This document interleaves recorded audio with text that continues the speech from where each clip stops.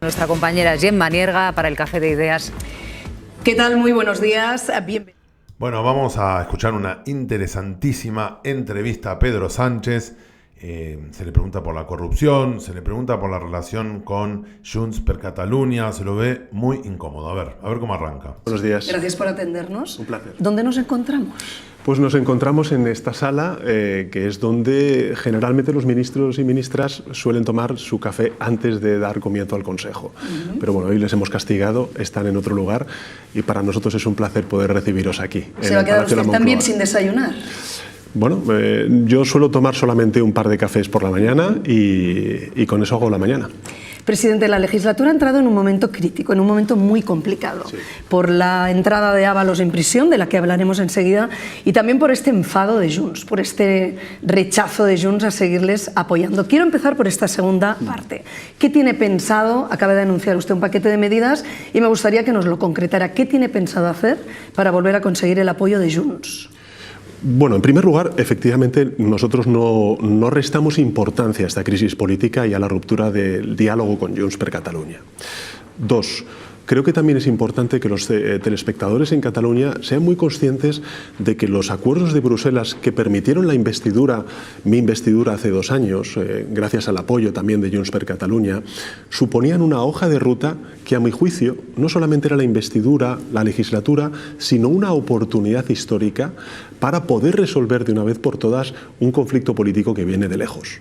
Por tanto, es una gran oportunidad política en donde se establecían distintas temáticas para ir trabajando. El reconocimiento de la identidad nacional de Cataluña, el autogobierno de Cataluña, la utilización de la lengua catalana no solamente en el conjunto del Estado, sino también en Europa, la financiación autonómica y, antes de todo ello, evidentemente, la aprobación de una ley de amnistía que nos permita recuperar la normalidad en el sistema político catalán y, en consecuencia, en el sistema político español. Perdone, pero lo ha incumplido todo. Entonces, acá el punto más claro por el cual Pedro Sánchez está en pésima relación con Junts per Catalunya es la ley de amnistía. La ley de amnistía es lo que liberaría a quien era presidente cuando fue aquella famosa consulta popular que fue en el año 2017. El presidente en Cataluña era Charles Puigdemont, que ahora está exiliado en Bélgica porque no se puso a derecho con la justicia. Entonces, esta ley de amnistía sería la ley que permitiría el regreso de este político. Por ahora, Pedro Sánchez no logró que pueda volver y acá es el problema que está teniendo, ¿no? Es decir, estos 2 años, ¿por qué el gobierno no ha cumplido con estos compromisos? Esta es la queja de Junts. Sí, Junts, como le decía, están muy enfadados con ustedes diciendo que lo han incumplido. ¿Por qué? Y no le resto importancia a esta crítica de Junts. Es más, yo asumo los incumplimientos y también los retrasos en algunos de estos incumplimientos. También es cierto que durante estos 2 años se han logrado muchas cosas importantes. Por ejemplo, estamos en un canal de televisión española donde se habla en catalán, que es precisamente lo que nos había pedido Junts per Catalunya y se ha cumplido. En el Parlamento Nacional se habla también el catalán como el resto de lenguas constitucionales, gracias también a ese cumplimiento que hicimos del acuerdo con Junts per Catalunya. Se han puesto en marcha distintas comisiones de investigación importantes para Junts per Catalunya, como es, por ejemplo, la de la Operación Catalunya. Y, por supuesto, estamos avanzando en algunos textos legislativos en el Congreso de los Diputados, como es la ley de multirreincidencia, que ha sido liderada por Junts per Catalunya y que también, lógicamente, forma parte de las preocupaciones de los ciudadanos catalanes, ya sea en Barcelona o en otras ciudades de Cataluña. Con lo cual, desde el punto de vista de los cumplimientos, es verdad que no hemos cumplido con todo, yo lo asumo, pero también es cierto que se han logrado avances importantes. A mi juicio, en lo que respecta con la ley de amnistía, estamos ya en el tramo final y esperemos que positivo. Hemos logrado el aval, nada más y nada menos que de la Comisión de Venecia, de la Comisión Europea, del Tribunal Constitucional, recientemente del abogado general del Tribunal de Justicia Europeo. Estamos pendientes de la sentencia del Tribunal de Justicia Europeo y, por tanto, posteriormente de cuál vaya a ser el fallo del Tribunal Constitucional. ¿Qué quiere decir el tramo final? Bueno, ¿Para cuándo va a poder volver Carles Puigdemont? Bueno, nosotros esperamos que pueda volver pronto, entre otras cuestiones, porque entendemos acá está lo que decía, digamos, todo el problema que tiene ahora Pedro Sánchez, que tiene que hacer volver a Charles Puigdemont de Bélgica. Después, ¿por qué está en Bélgica? ¿Qué pasó? Todo eso lo vamos a ver en otro video. Pero digamos, todo lo demás, todo lo que dijo de la lengua catalana, del reconocimiento, de hecho es verdad que Cataluña quiere aparecer en la UNESCO, quiere tener mayor participación en otros organismos. Bueno, eso es válido, pero hoy lo que lo tiene frenada la relación con Junts es que Charles Puigdemont aún sigue en Bélgica y no puede volver a España. A ver cómo sigue. Que la normalización total de Cataluña no se va a poder producir hasta que Carles Puigdemont no pueda volver a Cataluña y pueda ejercer en plenitud sus derechos políticos. ¿Por qué no ha ido a verle usted? Yo recuerdo que hace un par de años usted dijo que iría a verle, que iría personalmente. Hace un año lo volvió a decir. ¿Por qué no ha ido?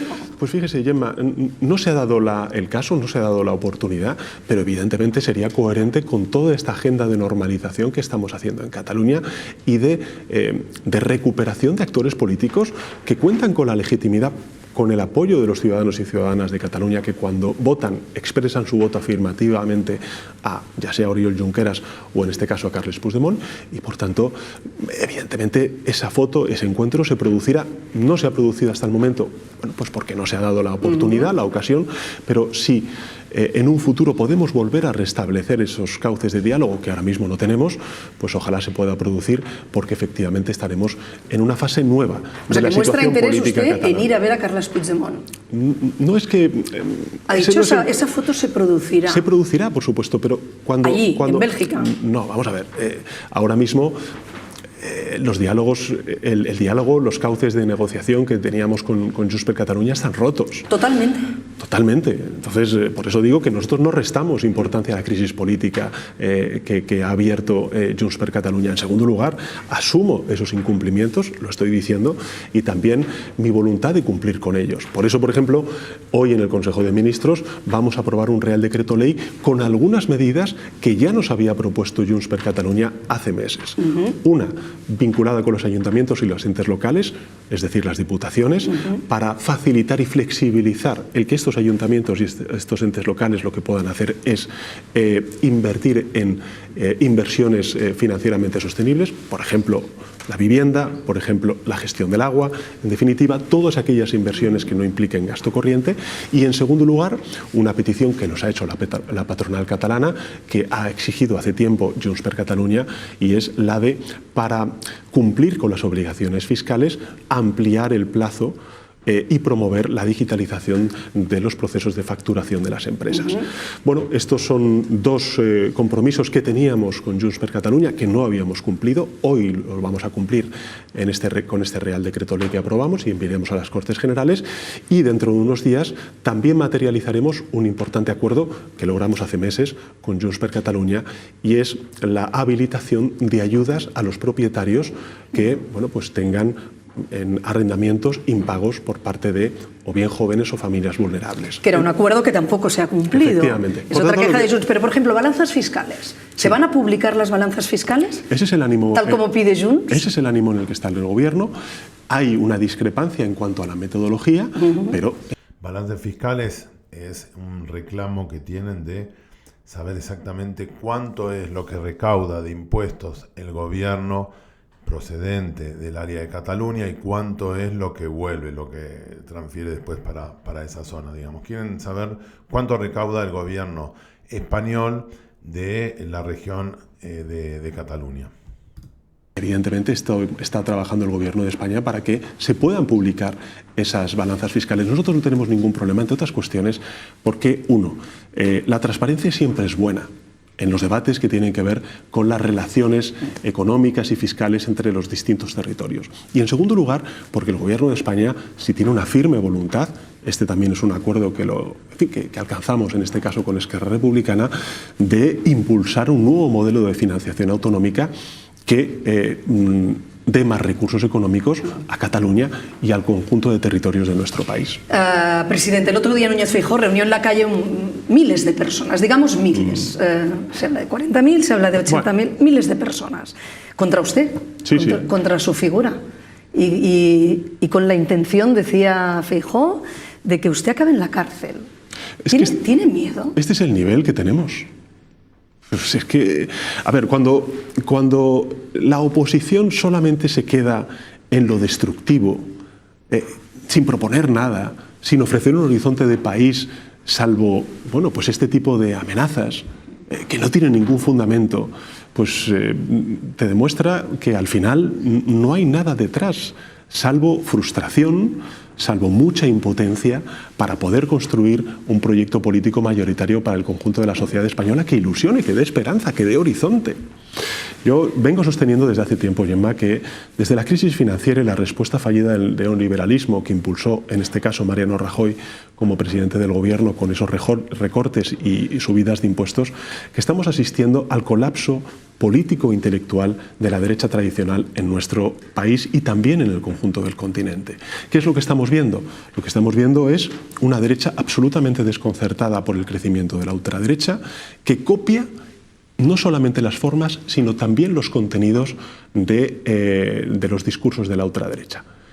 Me permitirá el sarcasmo, pero, en fin, cuando veo este tipo de manifestaciones, me permite al menos conocer cómo ve España pues estos dirigentes de la derecha, ¿no? Escuchar a la señora Ayuso decir que ETA, bueno, es que siempre sacan a ETA, que ETA iba a saltar el País Vasco y Navarra, o que España vive en una dictadura. Pues, en fin, ¿qué quiere que le diga? Claro, presidente, usted dice, esto es lo que vemos, pero yo también veo otras cosas. Y veo que su número 2 está en la cárcel. Claro. Veo que Ábalos ha ingresado en prisión. Así es. ¿Qué sintió usted el jueves cuando vio entrar a alguien que, hombre, ha sido una persona muy cercana a usted, amigo, una persona de su confianza? Pedro Sánchez sale de una pregunta incómoda como es la relación con los independentistas de Cataluña, y ahora se mete en otra pregunta incómoda que tiene que responder sobre el número 2, Ábalos, su ministro de Transporte, que ahora está en la cárcel. Así que un acusado de corrupción que le pega muy de cerca al presidente español. ¿Qué sintió al verle entrar en prisión? Bueno, yo en primer lugar, lo dije además recientemente, una cosa es que efectivamente tuviera una confianza política en él, que la tuve, no la niego, es evidente, y otra cosa es que desde el punto de vista personal era un gran desconocido para mí, porque conocí unas facetas de su dimensión personal que fueron muy desconocidas para mí. Y yo lo digo mucho porque habrá telespectadores que evidentemente no quieran que yo sea presidente del gobierno, que no les guste lo que estamos haciendo en distintas políticas, en distintas materias, por ejemplo, hasta incluso en la ley de amnistía. Pero lo que sí deben saber estos telespectadores y los ciudadanos españoles y españolas es que en cuanto ha habido un mínimo atisbo de corrupción en mi partido o en mi gobierno, como es el caso de José Luis Ábalos, he actuado con absoluta contundencia. Con total contundencia. Y por tanto no con connivencia como sí se hacía por parte de anteriores administraciones. A partir de ahí, pues mire, yo lo que le digo es lo siguiente: todo el mundo tiene derecho a defenderse.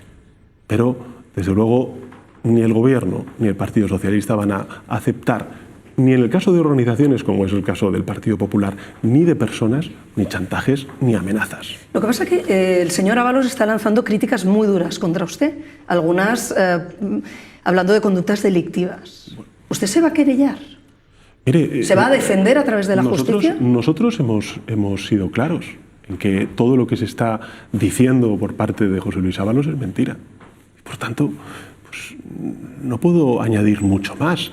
No vamos a entrar en una espiral de querellas y de... No, simplemente, ¿Por qué no se defiende de estas críticas? Nos estamos defendiendo. Es más, estoy diciendo que, por supuesto, nosotros no vamos a aceptar ninguna amenaza, ningún chantaje por parte ni de personas ni de organizaciones.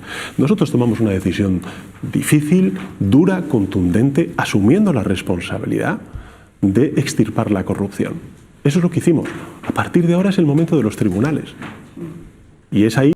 Ábalos era el ministro de confianza de Pedro Sánchez, digamos. Acá es importante también entender por qué está acusado Ábalos. Ábalos está acusado por lo que se llamó el caso Koldo, porque se investigó a Koldo García, que era un asesor de este ministro Ábalos. Y acá lo que se lo acusó, lo que se lo encontró culpable a Koldo, fue contratos millonarios de barbijos, comisiones, influencias políticas, tráfico de influencias, malversación de fondos, digamos. Es un caso muy grave.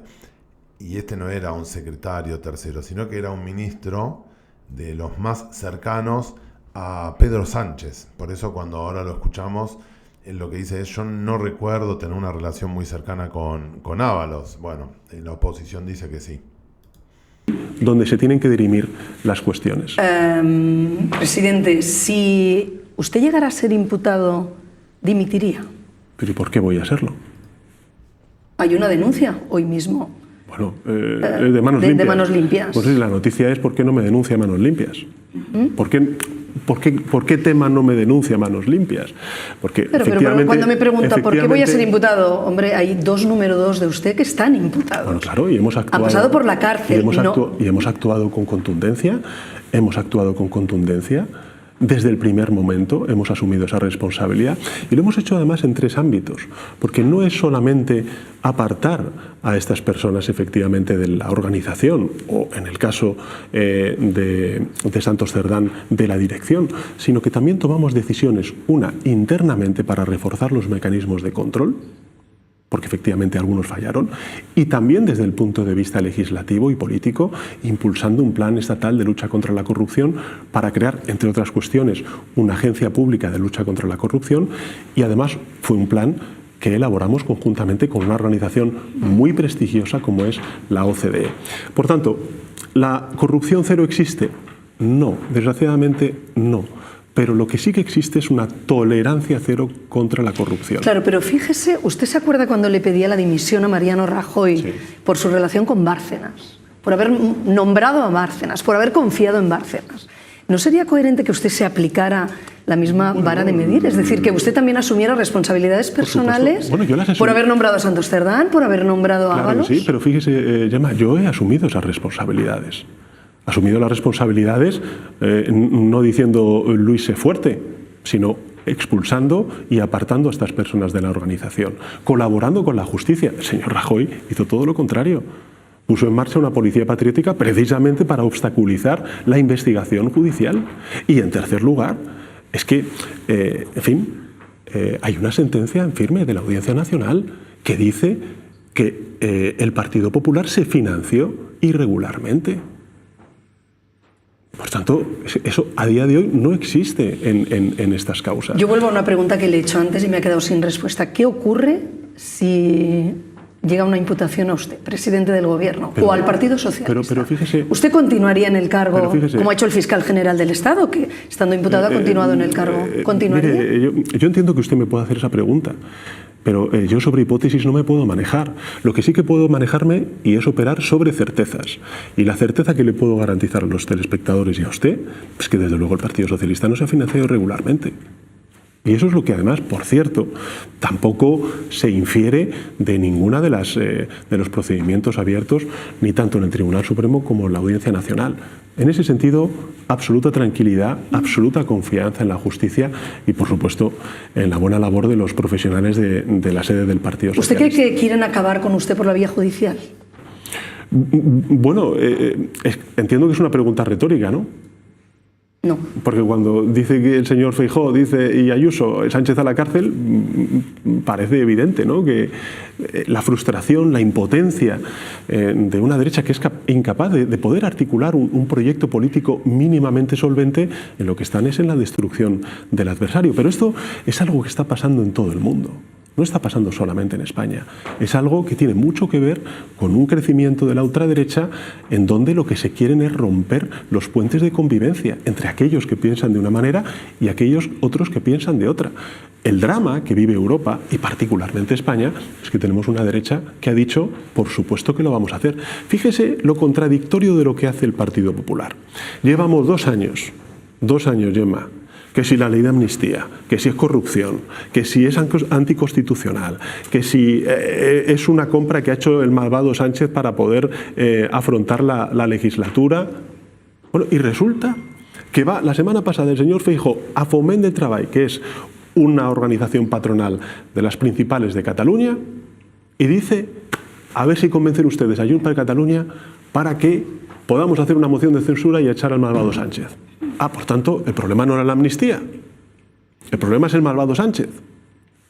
Y es que no tienen ni pies ni cabezas. Y es que ahora mismo en el Partido Popular no hay nadie al volante. Y lo único que hay es frustración, ira, mucha impotencia.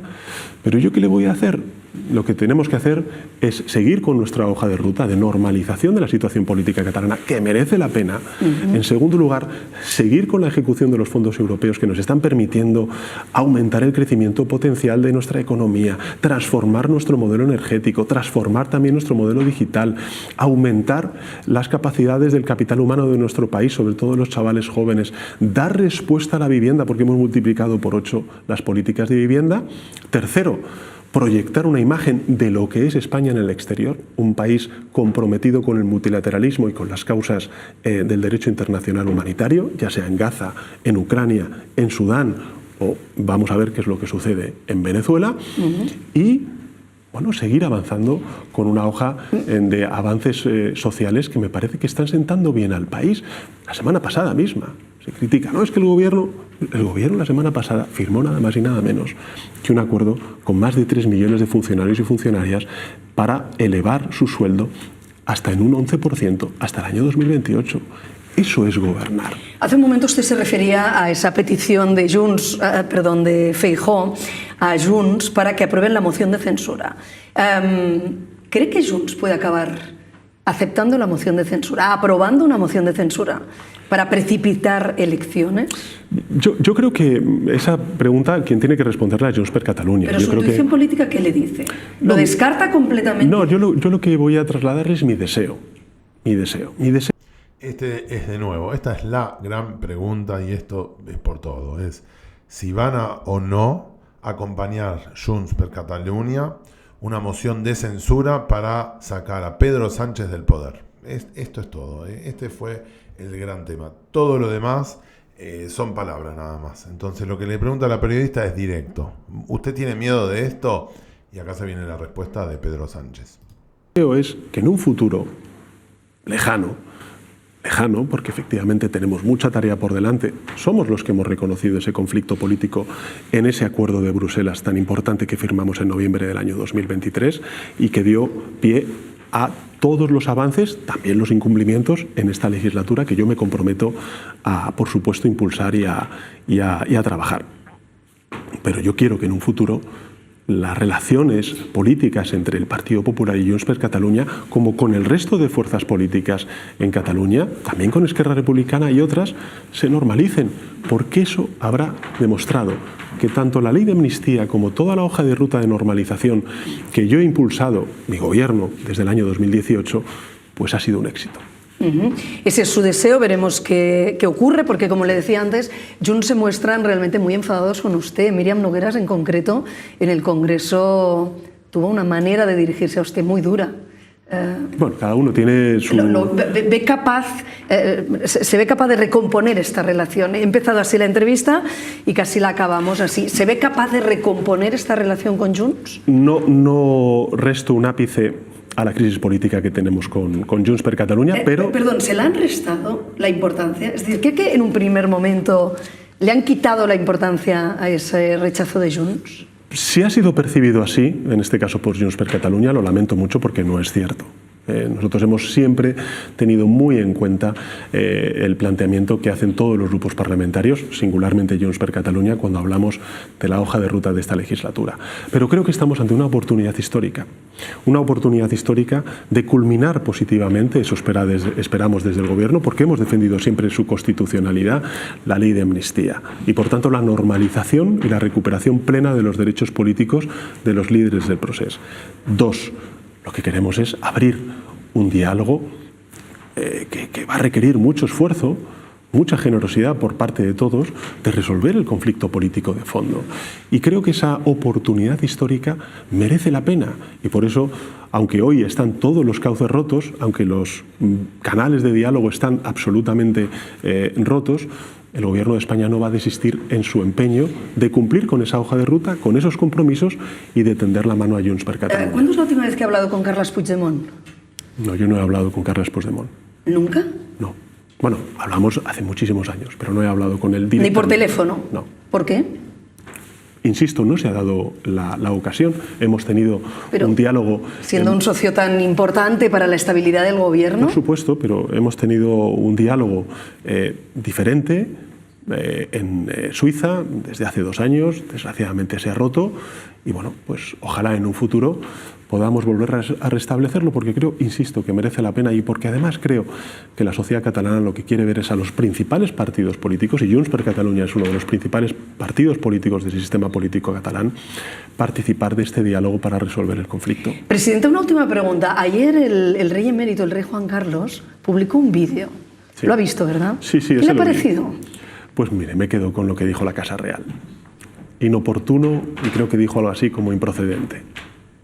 ¿Le parecería interesante que el rey emérito, interesante o oportuno, acabara viviendo en España? ¿Acabara sus días en España? Pero eso no es una decisión mía, es una decisión suya. ¿Se lo puedo preguntar personalmente qué opina? Yo soy presidente del gobierno, 24 horas al día, 7 días a la semana. Por tanto, me contesta, es una decisión suya, una decisión del rey emérito. Claro, es una decisión que tendrá que compartir con la Casa Real, pero es una decisión suya, personal. Él ha manifestado en todo caso que quiere venir a España de manera regular y es de hecho lo que está haciendo. Presidente, terminamos aquí. Solo un breve comentario. Estamos viviendo una crisis con la peste porcina. Sí. No sé si puede enviar... Bueno, ahí habla de la peste porcina. Nos quedamos entonces con el resumen que hacemos siempre al final de cada presentación. Pedro Sánchez habló de la situación con Cataluña, se resume a la situación de Charles Puigdemont, que todavía no puede volver a España, aún es buscado por la justicia, y eso el Poder Ejecutivo por ahora no puede intervenir. Está acusado por el caso Ábalos, por eso lo que él dice que está firme contra la corrupción, pero fue el segundo tema que lo incomodó. Y después su defensa final. Digamos, tenemos un primer ministro, un presidente que está, a mi entender, en una situación muy complicada. Tiene que resolver lo que va a pasar en los 2 años de gobierno que le queda.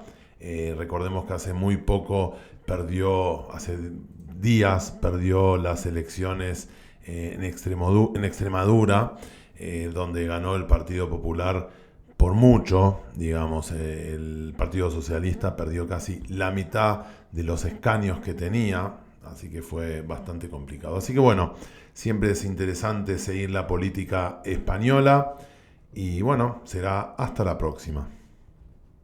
Este foco y a partir de ahí garantizar el acceso a mercados terceros. Muy bien, pues presidente del Gobierno, Pedro Sánchez, gracias por atendernos esta mañana aquí en Moncloa en un día lluvioso. Bueno, pero eso es bueno. Tiene que llover. Es bueno que caiga lluvia. Gracias, de verdad. Un placer. Buenos días. Buenos días.